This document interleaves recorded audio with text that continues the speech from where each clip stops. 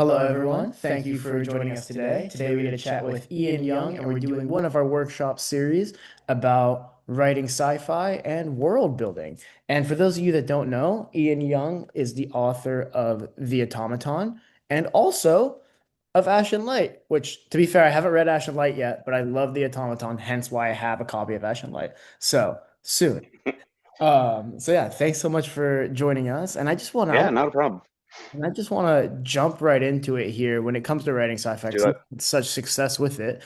When I guess where do your sci-fi worlds tend to start? Does it start with technology? Does it start with societal change, or is it just something else entirely? Where does the inspiration strike? I think it starts with the vibe. Mhm. The vibe comes first. Specifically with Ash and Light, the second one was definitely a vibe first. I was like, this is what I want. This is how I want it to feel. I Mhm. want it to feel gritty. I want it to feel very futuristic, but down to earth. Mhm. That makes sense. For people that are out there trying to write, I mean, it's totally okay to just be like, I want the vibe of this. Yeah. So for instance, I was like, I want the vibe of Blade Runner. I want that feel. It doesn't mean that I ripped off Blade Runner, right? No. It's a totally different plot, but the vibe is there. And when people read something that they recognize, Mhm. that gives them feelings and helps them immerse themselves into the world. So especially with the second one, I was like, I want this sort of capitalistic, grungy feeling, down to earth, but overtaken by sell, sell, sell, capitalistic. I'd say, and I think that's one of the things with like indie and self-publishing in general is that a lot of times, obviously, people haven't read the stories, so you need something that relates to them. So, like for example, there's a story we featured way back in October of I want to say 2023 called Orchard of Skeletons. And the way I describe it to people is The Road meets Blade Runner. And like sometimes those little associations go a long way because a lot of people have read those or a lot of people have connections to those. So I don't think there's anything wrong with exactly Yeah, like exactly. you're not ripping anything off. It's just you're matching the aesthetic, you're matching the atmosphere of a story. Yeah, the first one, I had the story first, but as far as the vibe went of the city, it was always Art Deco in my mind. Mhm. And I didn't necessarily describe it as Art Deco, but that was just the vibe I always had when I was thinking things through. And so the world in my head was always sort of Art Deco-ish, even though I shouldn't say purposely, but I didn't specifically describe it as such. Well, But it was the vibe I wanted. and I So think like a decadence, yeah, so to speak. and that makes total. Sorry, I keep interrupting you. That makes total sense. It is the case, Okay. like, leaving the reader to kind of interpret the direction that they want to interpret it in, which is part of what makes the interviews and the calls and everything so much fun. Is that you have our interpretation and you have your interpretation. It's cool to see how they all work together, and I think that's part of what Yeah. I think that's part of what I really enjoyed about the automaton and about your style of writing sci-fi. And this kind of leads us into our second question here about how it's grounded in reality, how a lot of this it doesn't feel too far removed anymore. And I think that's what makes it really unique is that some sci-fi you can really dive off the deep end and others are just like little tweaks here and there. Obviously, I feel like the automaton was a healthy blend of the two of them, but I think a lot of what makes world building so important for me is what is grounded in reality and what can I personally relate to. Following up with that, the question I had was when you are creating these worlds and creating these stories, how do you go about balancing kind of, for lack of a better word, scientific plausibility with reality and imagination to keep the readers hooked without needing a PhD in some STEM class to be able to actually follow what's going on. This is really tough.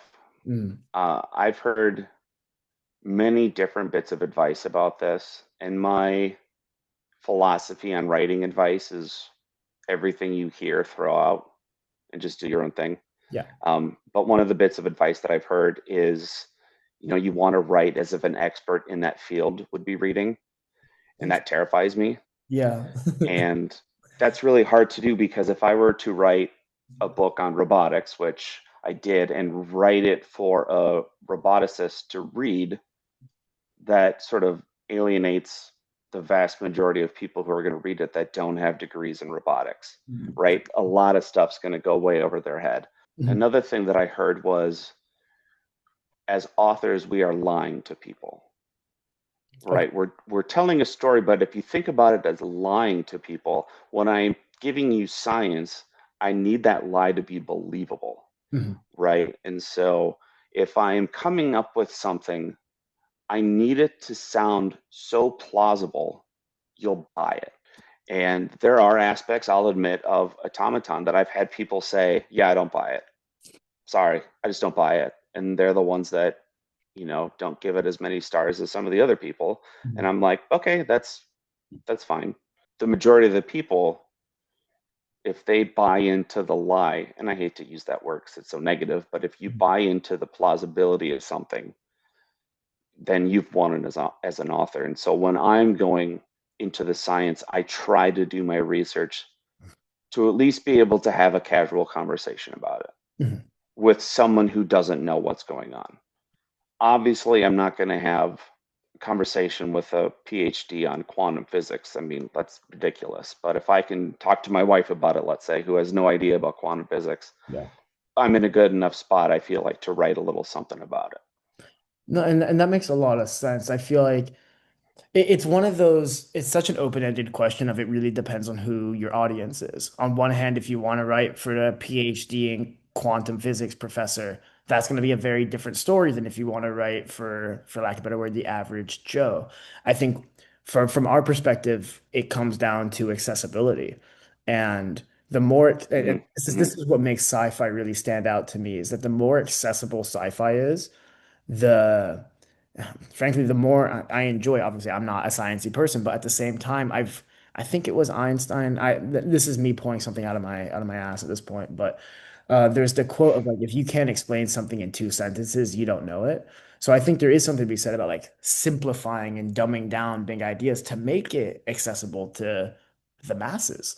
And, like if the automaton were completely locked into science, and like you get to the point where there's like equations and stuff like no, I'm never going to be able to follow. At the end of the day, it's an emotional story. It's storytelling, and I like the idea of like you're being lied to, because I mean a lot of us are reading for escapism. We need that. We need that peace, Hmm. that harmless white lie once in a while. And you're able to do it while having the equations. I mean, look at Andy Weir and look at how many people have read The Martian or Project Hail Mary. I mean, he's got a ton of science in there. Yep. And then there's other books that I've read, and I won't say what they are, that are labeled science fiction. And I'm like, the science in here isn't science, it's absolute fantasy. It's atrocious. I am embarrassed that this is even labeled sci-fi. There's definitely a line that you got to cross to be able to get there, but you can tell that there's a spectrum of how well you can do. Mhm. And I think that's the cool thing about like there's hard sci-fi, soft sci-fi, there's dystopian, there's cyberpunk. There's so many different kind of spaces within the genre itself, which I've always really, really enjoyed. But then when you're going and you're building these worlds, a lot I equate, and this is and I'm gonna get pushback for this, but I equate sci-fi with fantasy in terms of world building and epics. Like I feel like these are the ones where you can really get lost in like in a galaxy, in a world.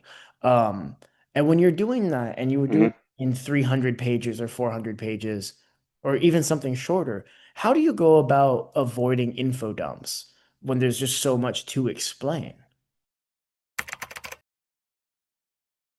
The trick is to do it in the most creative way possible. Okay. Don't make it feel like a lecture. Mhm. Make it feel organic in some way. And there's, tons of tropes that you can go through. I mean, there's the character finds the hidden message and they read the message and that's how they learn about this, or finding the ancient tome and they read the ancient tome and that's how they learn. There's interesting ways of breaking that up rather than having two people converse and learn. How do you, how much agency do you give the reader to kind of to fill the gaps, basically. I tend to give readers a lot of agency, Mm. and my editor really wants me to explain things. Okay. Um, I'm I love mystery, and I would be super happy just leaving something open-ended and Mhm. like just going, you figure it out. Yeah. Whatever you think is correct, just you figure it out. Um, and then then my editor's like, you gotta explain it. You gotta tell people. It's gonna bug people. And there's certain people that hate that, right? They've got to know what's going on. I'm currently working with a guy right now who's like, no, I've got to know what's going on, why things are done certain ways, that sort of thing. So I tend to capitulate and just and then do that. You want the majority of people to be happy. I was gonna say you're never gonna appease everybody, and I think You're never gonna. this goes back to your previous point about like how to avoid or how to kind of fit info dumping in. If you look at more like classic novels, yes, something like Moby Dick that I'm pretty sure is just like Moby Dick is a story that's basically this guy's excuse of writing like a whale encyclopedia. Like I think Yeah. so like there's obviously there's very different ways to go about it, but I think that's where the key storytelling element comes into play of, oh, I recognize that I'm reading an info dump right now, or I recognize that there's a gap here, but I really like the story and I want to continue on through it. Hmm. Or just I'm enjoying the info dump. So I think going back to your point, like they're unbeknownst to me, because I'm a very literal reader, I'm sure there's so many different tropes and different methods that I've read of authors info dumping that I'd have no real idea about. Like even, we've all read a story that has like a hymn or a poem inside, or they're singing songs, and there's so much lore within that small section, but that's how they get it out there, which is always really, really clever. Jumping from that, obviously, when you are building a new world, I know, forgive me for not knowing off the top of my head, but does Ash and Light take place in an automaton universe? If that's a Yes. spoiler, we can skip it. No, actually, I have a author's note in the beginning of Ash and Light. So it's in the same technological universe Okay. in the sense of it does contain automatons, it does contain a lot of the same technology, but as far as the same universe itself, it's not like it's a sequel or a whatever. They're both standalones. They have nothing to do with each other. I love writing about the automatons. I just love them, so I decided to keep them around. I wrote them a little differently this time around with Ash and Light. You'll notice if you read them, they are a little different take on them. They're a little bit more stereotypical robot. It seems like to kind of combat this world building element of like, hey, I built this awesome world in 300 pages. What do I do with it? It seems to be becoming more popular to be creating these like universes where it all takes place in the same kind of environment, but the stories aren't connected. And I think that in Hmm. itself is quite cool. And I think it gives a lot of agency to the author to then be able to actually continue on with all the story, like with all the world that you've built, because there's so much more there. So then going on to the follow-up question about that is that when you are building a new world, how much of this is planned? And how much do you find yourself kind of learning and discovering this world through the drafting process or even just pantsing it? I am 100% a pantser. I I could not love it. outline. I love it. I could not. I could not outline my way out of a brown paper bag, and that's the way I love it. And it's a nightmare. There have been so many times where I just don't know where things are going, and it sucks. God, people say so many things about writer's block that it doesn't exist, that you're just not, just push through it and all this kind of stuff. And writer's block really is this thing of it's not that you can't write, it's this fear of not being able to write something you feel is good enough. Mhm. And that's definitely what I get Okay. is this blockage of nothing that I can think of right now is going to be worthy of this story. So definitely with Ash and Light, I had a ton of writer's block where I just got to a point where I'm like, I have no idea where this is going anymore. And there was a giant chunk of time where I just didn't touch it. Yeah. And then eventually, boom, you get this idea. And to your point or to your question, I generally have an idea of the world. I generally have an idea of the story. Hmm. I generally have an idea of how it starts, Okay. and that's what I start with. Fair. I think there's a lot to be said about stories that kind of write themselves along the way. Because you don't want it to feel manufactured. You don't want it to feel like I always think to like crime scenes, you have the whiteboard and the little red strings attached everywhere, everything like that. Like it has a time and a place, but I think there's something to be said about the style of writing that requires you to just kind of go for it. That being said, after reading the automaton with the way it was formatted, I would have guessed you planned all of that. So that's really, really cool insight for me personally. When it comes to world building, because of the style in which you do it, did you feel as you were writing it that there would be a continuity, like further stories down the line? Were you ever world building for a potential cinematic universe, as it were, or were you just world building for one story and then taking it as it comes? I have a personal philosophy of I like to write standalones. Mhm. I just, as a reader, I am immediately put off by series. Yeah. And this is just me. Yeah. This Yeah. is just me personally. I am personally put off by series. If I get a book and it's like, hey, this is a great book. This is one of 19 books that you Yeah. can read. I'm like, oh my God, no. I'm not touching this many books. That's way too much of my time. I find that my own preferences do not become part of my readers' preferences, Yeah. unfortunately. So I write standalone books. I don't want to do that. And so I try to get it out in that one book. Now, saying that, of course, automatons spilled over into this next book. Right.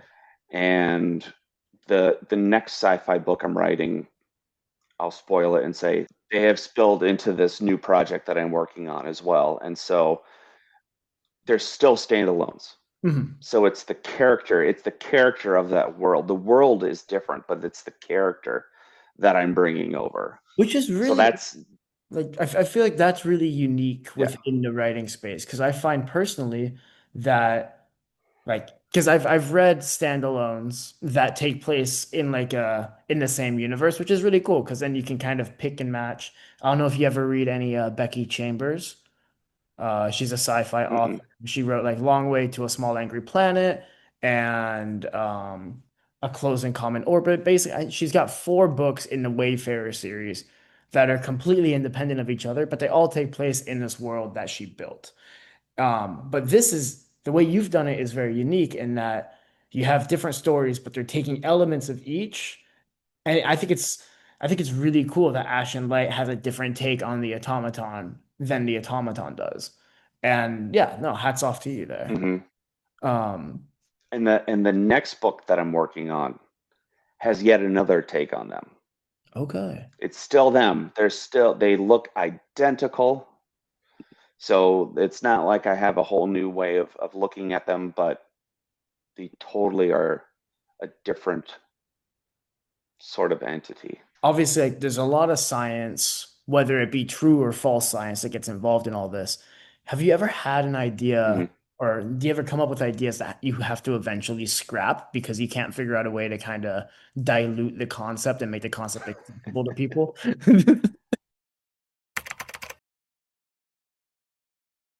So going to Ash and Light, one of the twists that I was going to have, and this is not in the book, this is non-canonical, was that the entire time they were going to be on a spaceship. Okay. They were going to discover that they were on this spaceship this entire time. And just the physics of it, because it's set in a city, Yeah. a big city, an open air city, Yeah. right? Where you can see stars and there's cars flying around. And Like I'm like, how in the how world? in the hell am I gonna? Yeah. Yeah, how am I going to convince people that they're on a ship Because that's this that's entire the thing. time? It's the convincing your reader. Because you, as the author, you can say, "Oh, Correct. wait, this is a spaceship. No one's gonna stop you." But you have to make it believable in some form. Otherwise, people are gonna read and be like, "What?" And just like feel that little bit of disappointment there. I couldn't do it. And I can safely say now that that's not a spoiler in any way towards the book. That's completely gone. Yeah. It has nothing to do with the book anymore. So that's, if you haven't read it, you're safe. Well, I think it's interesting that because I've been told by authors like it is your story. Write whatever you want and the right people will read it and this and that. But you do have to have your realistic moments there because I feel like if you're 200 pages into a 300-page book and then lo and behold, there's some twist that just leaves you feeling like less like, oh, that's really cool, and more like, what? Then like you find yourself like going back and trying to figure out what you might have missed. And I feel like it's a slippery slope. So I feel like that was a definitely I haven't read it, but it feels like it was the right decision there for sure. Yeah. Right? And I think that's the beauty of self-publishing. You have the pros and cons of you can write whatever you want. No one's gonna stop you. But there are certain things you got to do if you want to have continued readership over time. And that kind of moves us into the final question I have here about just Mhm. kind of generally, what kind of tips do you have to help readers, or sorry, what are some of the tips that you have for other writers to help make their sci-fi worlds feel authentic and feel lived in and feel like realistic and believable for like you were saying? Because I think that's what makes it so important for me is that if I'm because sci-fi is one of, if not my favorite genre, and it's Yeah. also the genre I'm most critical of because if I'm not following along, I'm not going to finish the story. And it's such an important genre where you're world building and you're putting a lot of agency on your reader to understand the science or this or that. So how do you go about making this feel lived in and real and believable? I'm currently writing a book uh, for a game company. So they have their own card game, and I'm writing a tie-in novel for them. Oh, cool. And the biggest question I had for them is it's not what's the genre, it's what's the vibe. It's the first question you asked me, and it's what I'm going to end on. You've got to get the vibe right. Mhm. You've got to get the feelings right. You've got to make sure it feels like it's science fiction. You can write anything you want, but if it doesn't feel right, it's not going to land. There's a book that I've been reading called, I'll tell you this one, Providence by Max Berry. And it has to do with four crew members on a 3 mile long ship, 3 miles long ship. And somehow they're always 60 seconds away from wherever they need to be. Hmm. And I'm like, 3 miles long and they're always 60 seconds away from, and I'm like, that's not, there's a vibe missing there where just the science isn't there. It didn't feel science fiction to me. Mhm. It felt like someone trying to do science fiction, Interesting. if you catch the difference. So And like, he's a science fiction writer, and I'm not saying anything bad about the author, are you saying but the vibe wasn't there. it feels forced at times? Correct. Okay. It felt like I'm going to make this ship as big as possible, and I'm going to make it this way, and I'm going to do this and that. And I'm like, you know what works for things like Leviathan Wakes? Hmm. It's the vibe, right? It's you made up a culture for the Belters and for Mars and for Earth. And those cultures feel authentic. And yes, the science is incredibly accurate, right? But it also feels very it feels authentic. And the fact that you have cultures and languages and different technologies, look at Star Wars with different planets and different creatures and that sort of thing. And so when I'm writing this book, I said, what's the vibe?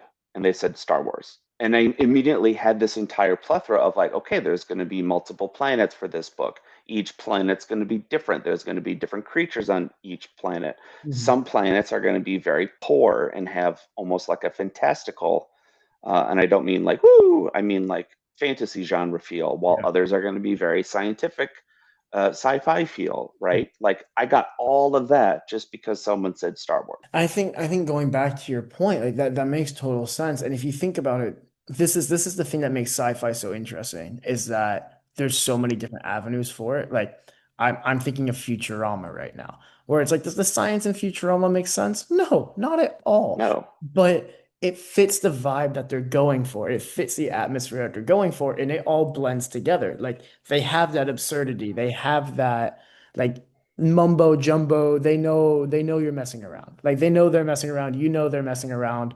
So it's fine. It's like going into something like Hitchhiker's Guide to the Galaxy versus, I don't know, like a more hardcore sci-fi and in a different light. yeah, Like one something that yeah. takes itself seriously versus something that doesn't.